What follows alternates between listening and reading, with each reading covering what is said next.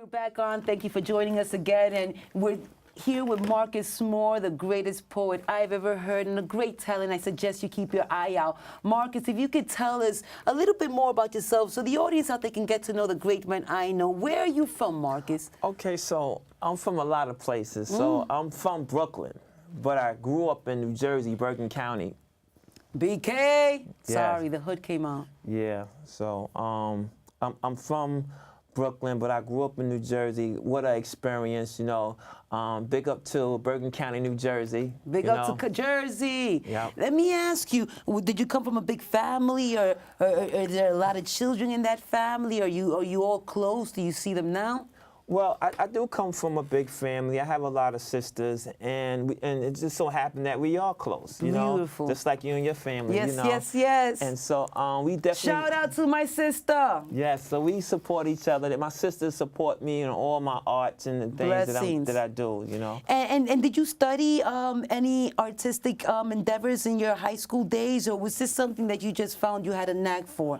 You know, very interesting question, because when I was in high school, I was in a fraternity called Enterprise. Okay. And so we did a lot of community work, and I never thought that I would be this age in my life still doing a service to my community. So when I went to college, I majored in sociology. Okay. Majoring in different cultures and people.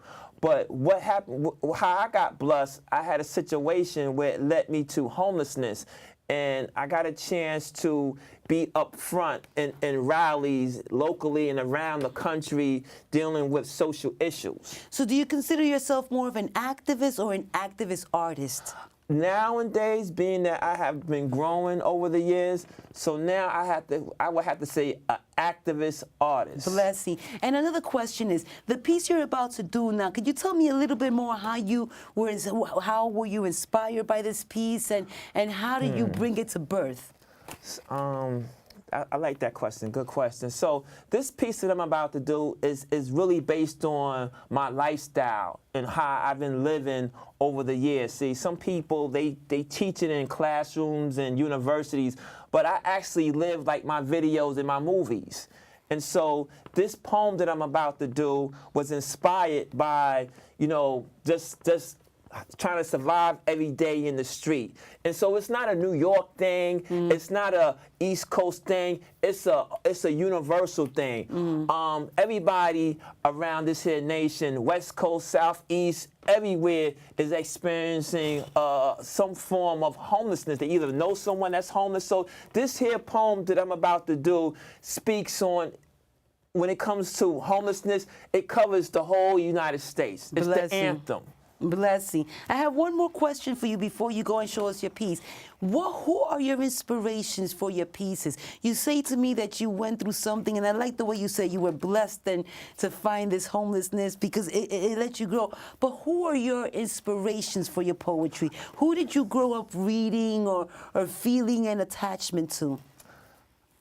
I would have to say Les Brown. Les Brown is a motivation speaker. A lot of us probably remember Les Brown from marrying the R&B singer Gladys Knight in the Pitch. I read his book when I was in 11th grade in high school. And since then, I felt some kind of connection. And then I read Think and Grow Rich. And, you know, from there on, Rich Dad, Poor Dad. I read a lot of books that really helped me to shape my ideas in my life as a man, as I continue to reverend myself as a man.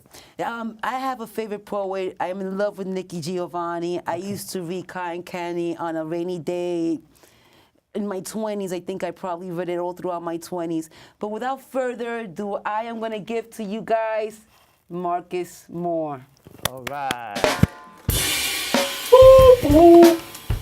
I wasn't quite homeless, but I knew all the cops, all the stops, back and forth, Brooklyn the location.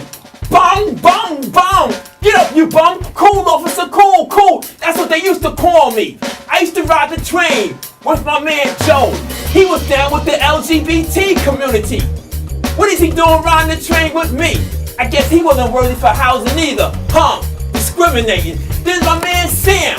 He's a Vietnam vet. How can America turn her backs on the vets? Oh man, Why they turn the AC up so high? They feed me to the streets. Nowhere to go. No homeboys. No girlfriends. What you gonna do, son? I'm hearing voices. One voice said, "You're gonna die in this street. You're gonna die. You're gonna die." The other voice said real peacefully, "Seek shelter, my son. Seek shelter." The other voice said, "Die, die, die."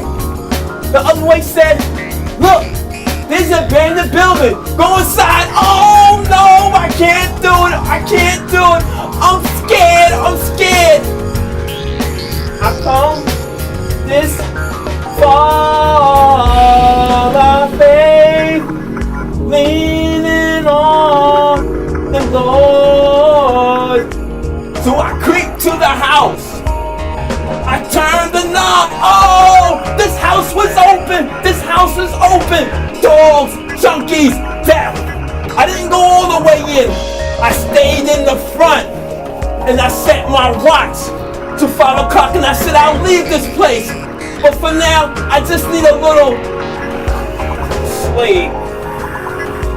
The next night, I'm faced with the same situation. I came back again and again and again. After the 10th time, I put a lock on the door. Ladies and gentlemen, before I go, you're gonna remember your scene. To the east, to the west, to the north, to the south. I'm the homeless poet.